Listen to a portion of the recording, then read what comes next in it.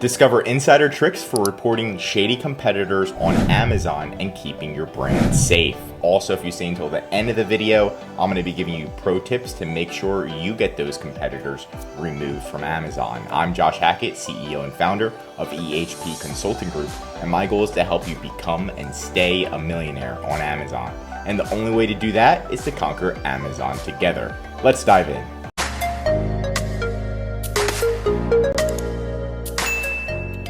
Okay, so first we have to find the fake Chinese product, the fake Chinese competitor. So here is a product right here. This is the real authentic product.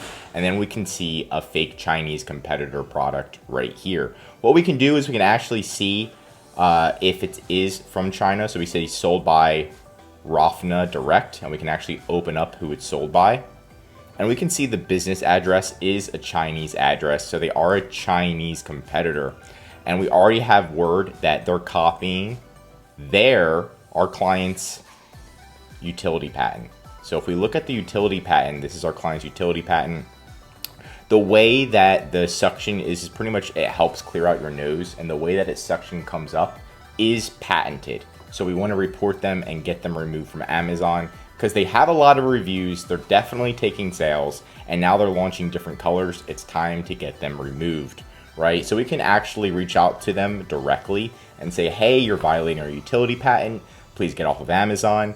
But with a lot of Chinese competitors, they don't really care. They're just going to keep selling. They're not going to listen to you. When they're going to listen is once they're actually removed. Then they'll reach out to you and try to get back on or try to get around your patent.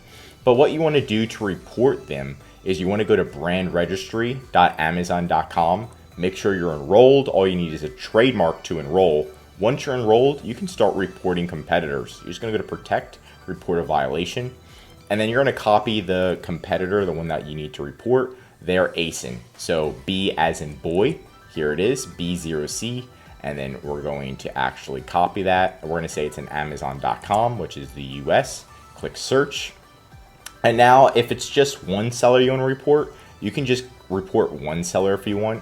But if you want to take down the entire listing, you're going to click this button, and this way you can take down the entire listing. And then you're going to report it, so you can either do copyright infringement, patent infringement, trademark infringement, completely up to you depending on the situation. Now they're not violating anything regarding our competitor except for the patent. So we're only going to do patent infringement. And if you have a design patent or a utility patent, right? Utility patents are very difficult to get around. Make sure you put your brand name, and if you have your patent number. Now we're going to put the patent number here, and then you're going to provide a simple explanation, right? Sometimes if it's too long, Amazon's not going to accept it, so keep it short and sweet. Just realize that usually an attorney isn't reviewing this, unfortunately. It's just somebody at Amazon. So you want to make sure it's idiot proof and you don't use any crazy verbiage that the average human will not understand, right? So hi, we have a utility patent.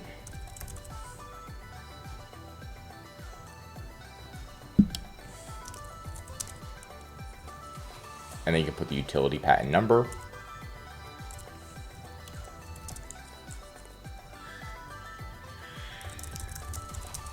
We verified that the ASIN is violating our utility patent specifically, and then you're going to explain how it is. So you can go through the utility patents. There's different claims. So maybe specifically claim number 1, right? That specifies XXXX. So you provide a little bit of information. Again, don't go overboard. You do have 3,000 characters, so you could go and provide more information. And then for this one, most of the time, there's just a button where you can click submit, and then Amazon reviews it. But for this situation, you're actually going to enroll in something called Apex, and this is where Amazon does use a moderator to review your patent. And then that moderator is an attorney most of the time, and that way they can actually review it and say, oh yeah, you're right, they are violating it, and then they get them kicked off. So would you like to submit? Yes, and then you're going to put your patent expiration date, your patent claim number, right? I said claim number 1, so I put claim number 1, any other corporate entities you have, and then you're going to click submit. Once you submit this and you get them, what you're going to do is click monitor and look at submission history. And in the submission history, it's pretty much going to say if it's still under review, if it's rejected, or if it's approved. If it's approved, the whole listing is going to be kicked off, and it's going to look something like this. A dog's going to pop up. They're not going to be able to be seen on Amazon, and they're going to get in trouble. They might even get, this seller might even get kicked off of Amazon, right?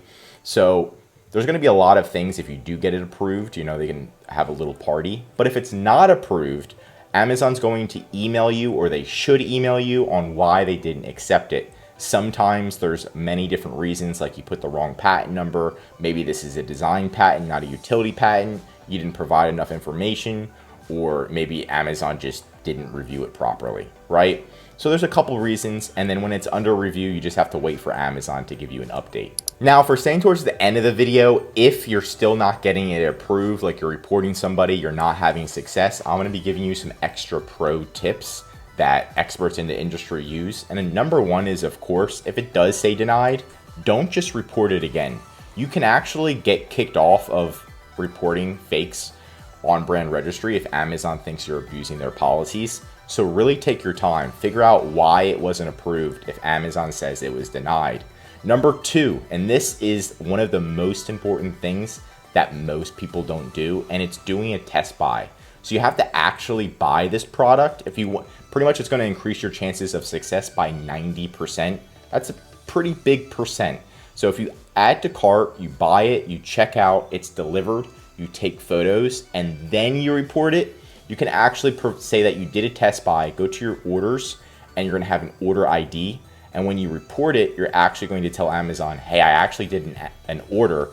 I verified it does go against my utility patent. Here's the order ID. That's going to increase your chances by 90% of getting it approved. And a lot of people don't know that. Number three is escalation. So if it is denied, before you just go ahead and report it again, the best thing to do is to escalate it. So once you do that, you do the test buy, now you can submit photos. So sometimes it doesn't ask for photos, but you want to make it easy. So you can go to contact brand support, and then you can escalate a previously submitted issue and add images and add more details on why it should be approved, right? Get it checked a second time after you review it. And then number four is to make it idiot proof. And this is, again, super important for you to have success, right? When somebody's reviewing this request, sometimes Amazon is a little lazy, or they don't understand the law, right? Sometimes they're not even from the US. So what you need to do, double check, is making sure that whatever you reported, you made it so easy for Amazon to be like, oh my gosh, it is a fake. We're going to kick them out. So what we did for one of our clients is on the left side, we put like the patent number and the real hickaway. And on the right side, that we put the counterfeit item, right? And then if you do this, it's kind of like black and white, where they're like, oh man, it is practically a legit copy, approved, right? So we're trying to make it as easy as possible for anybody to see that it is a fake, or it's close enough to be considered a counterfeit, and then approve our request, right? So you really want to make it as easy as possible for you to get this approved. And that's it for today's video. If you learned something new, drop a like. If you're already an Amazon seller, I highly recommend you subscribe to our channel, because we're giving away great content that's going to help you in your Amazon journey. And of course, if you need help with anything regarding removing fakes, infringement, or anything Amazon, contact ehpconsultinggroup.com. The link's right in our description, and we have a full-fledged infringement team that can remove all of these fakes for you on a regular basis, as well as monitoring. And of course, our number one service is our full account management service, where our infringement team, advertising, customer service, inventory, every single team is going to be reviewing your account and helping you increase sales and maintaining your brand. Just contact ehpconsultinggroup.com. I'm Josh Hackett, CEO, and I'm signing out.